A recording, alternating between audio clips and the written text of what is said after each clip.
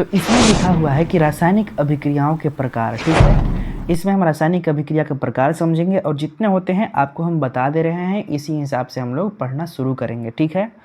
और हर रासायनिक अभिक्रिया के बारे में जानेंगे और इसका एग्जाम्पल लेंगे ना, क्योंकि ये जितने भी रासायनिक अभिक्रिया का प्रकार है ये एग्ज़ाम में आना समझिए तय है, ठीक है। और किस तरह से एग्ज़ाम में आएंगे, जब आगे प्रश्न करवाने लगेंगे तो बताएंगे कि ये प्रश्न को कैसे पूछेगा ना। इसीलिए आपसे रिक्वेस्ट करते हैं कि इसके जितने भी टॉपिक्स रहेंगे प्रकार का, सभी टॉपिक्स अगले वीडियो में हम लोग समझेंगे बहुत ही विस्तार से, ठीक है। तो इसीलिए इसमें केवल एक ही प्रकार बताएंगे आज की इस वीडियो में और सभी प्रकारों का नाम। तो हमारे साथ बने रहिए और यदि आप हमारे चैनल पर नए हैं तो प्लीज़ सब्सक्राइब ज़रूर करिएगा और अपने दोस्तों में शेयर ज़रूर करेंगे, ठीक है। तो चलिए आज का वीडियो को स्टार्ट करते हैं। इसमें क्या लिखा हुआ है ध्यान से देखेंगे। इसमें लिखा हुआ है किसी विशेष गुणों के आधार पर रासायनिक अभिक्रियाओं को निम्नलिखित भागों में बांटा गया है, ठीक है।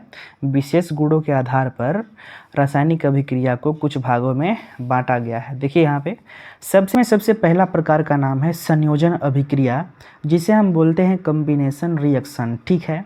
जब दूसरे अभिक्रिया की बात करेंगे तो इसमें लिखा हुआ है वियोजन या अपघटन अभिक्रिया, ठीक है। वियोजन अगर पूछता है तब भी, चाहे अपघटन अभिक्रिया पूछेगा तब भी आप हमेशा दोनों का परिभाषा सेम लिखेंगे, ठीक है। आपको एग्ज़ाम में दो तरीके से पूछ सकता है तो दोनों का परिभाषा सेम होगा, ठीक है। इसको अंग्रेजी में हम बोलते हैं डीकम्पोजिशन रिएक्शन। अब अगले प्रकार के बारे में बात करते हैं तो अगला प्रकार का नाम है विस्थापन या प्रतिस्थापन अभिक्रिया, ठीक है। विस्थापन को हम बोलते हैं डिस्प्लेसमेंट, ओके। डिस्प्लेसमेंट रिएक्शन, विस्थापन अभिक्रिया, इसको हम प्रतिस्थापन अभिक्रिया भी कहते हैं। तो दोनों का अगर परिभाषा पूछता है दोनों में से किसी का, तो आप सेम लिखेंगे, जो इसका होगा वही इसका भी परिभाषा होगा ना। इसके बाद हम अगले प्रकार की तरफ बढ़ते हैं। तो इसमें लिखा हुआ है ऊष्माक्षेपी तथा ऊष्माशोषी अभिक्रियाएं, ठीक है। ऊष्माक्षेपी और ऊष्माशोषी दो ठो अभिक्रिया होते हैं यहाँ पे। इसके बाद अगला अभिक्रिया का नाम है ऑक्सीकरण तथा अपचयन अभिक्रिया, ठीक है। ऑक्सीकरण अभिक्रिया और अपचयन अभिक्रिया क्या होता है इसके बारे में हम लोग समझेंगे। और अगला का नाम है रेडॉक्स अभिक्रिया। क्या है? रेडॉक्स अभिक्रिया ना। तो इतने टॉपिक्स हम लोग को पढ़ने हैं रासायनिक अभिक्रिया के प्रकार में, जिसमें कि आज की इस वीडियो में हम केवल समझेंगे संयोजन अभिक्रिया, कॉम्बिनेशन रिएक्शन के बारे में, ठीक है। तो आप ध्यान से देखेंगे ना। तो देखिए यहाँ पे हमने संयोजन अभिक्रिया में क्या लिखा हुआ है, इसका सबसे पहले हम परिभाषा जान लेते हैं, इसके बाद एग्जाम्पल समझेंगे। इसमें लिखे ये हैं कि ऐसी अभिक्रिया या ऐसी रासायनिक अभिक्रिया जिसमें दो या दो से अधिक अभिकारक पदार्थ, क्या चीज़, जिसमें दो या दो से अधिक अभिकारक पदार्थ आपस में संयोग करके एकल उत्पाद बनाते हैं, उसे संयोजन अभिक्रिया कहते हैं। कहने का मतलब होता है कि अभिकारकों की संख्या इसमें एक से अधिक होना चाहिए, लेकिन उत्पाद केवल एक ही ठो होना चाहिए ना।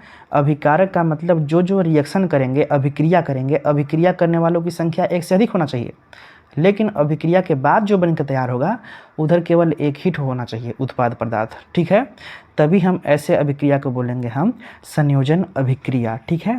जैसे इसमें लिखा हुआ है फॉर एग्जांपल NH3 + HCl, यानी अमोनिया को जब हम हाइड्रोक्लोरिक एसिड के साथ रिएक्शन करवाएंगे तो इधर बनता है NH4Cl, अमोनियम क्लोराइड, या हम बोलते हैं इसको नौसादर, ठीक है।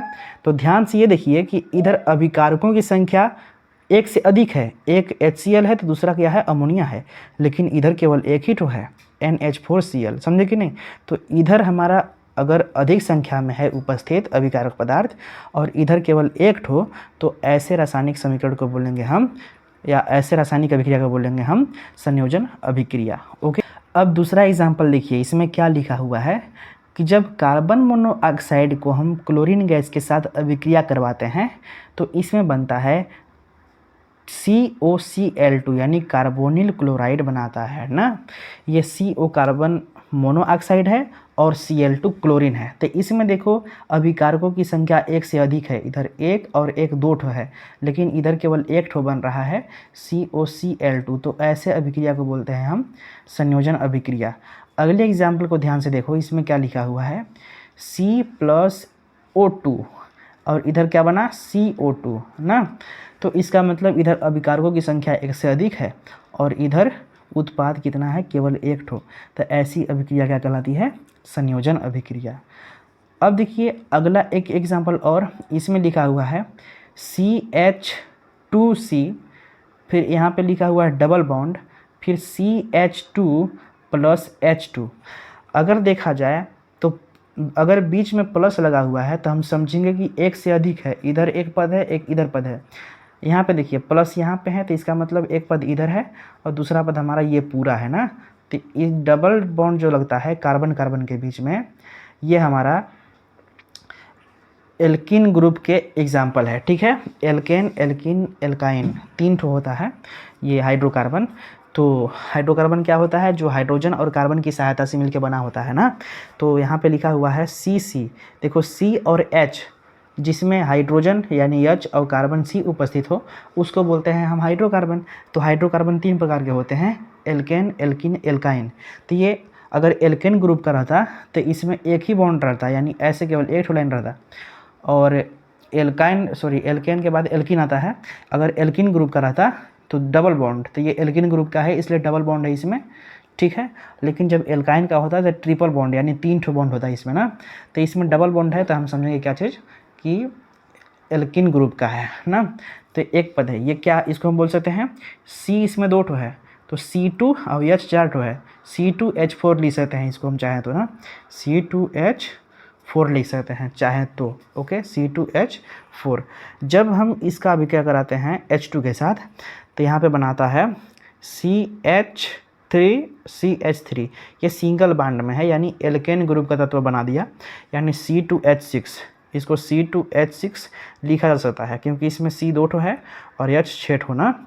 यानी जब ऐसा भी एग्जाम्पल रहेगा तो हम इसको बोलेंगे संयोजन अभिक्रिया। कहने का मतलब है कि इधर एक से अधिक होना चाहिए और इधर केवल एक ठो होना चाहिए, तो इसको बोलेंगे संयोजन अभिक्रिया। तो आज का वीडियो आप लोगों को कैसा लगा, आप मुझे कमेंट के माध्यम से बता सकते हैं कि आपको संयोजन अभिक्रिया समझ में आया कि नहीं आया। इसमें परिभाषा में यही है कि ऐसी अभिक्रिया जिसमें 2 या 2 से अधिक अभिकारक पदार्थ, देखिए 2 या 2 से अधिक अभिकारक पदार्थ इधर है, ये आपस में संयोग करके एकल उत्पाद में, यानी कि उत्पाद जो बनाता है केवल एक ही तो बनाता है, तो ऐसे अभिक्रिया को बोलते हैं संयोजन अभिक्रिया ना। ये हुआ हमारा आज का टॉपिक। अगले वीडियो में हम लोग समझेंगे वियोजन अभिक्रिया के बारे में या अपघटन अभिक्रिया के बारे में, और इसका ढेर सारा एग्जाम्पल लेंगे। फिर समझेंगे हम विस्थापन या प्रतिस्थापन अभिक्रिया, इसका भी बहुत सारा एग्जाम्पल लेंगे ना। तो हर टॉपिक पे एक एक वीडियो रहेंगी, जब वो बहुत बड़ा नहीं रखेंगे, छोटा छोटा वीडियो बनाएंगे, इसलिए आप उन सही वीडियो को ध्यान से देख लेंगे, ठीक है। तो चलिए हम आज के वीडियो में बस इतना ही कहते हैं और मिलते हैं नेक्स्ट वीडियो में अगले टॉपिक के साथ। तब तक के लिए आप अपना ख्याल रखिए। Thank you so much.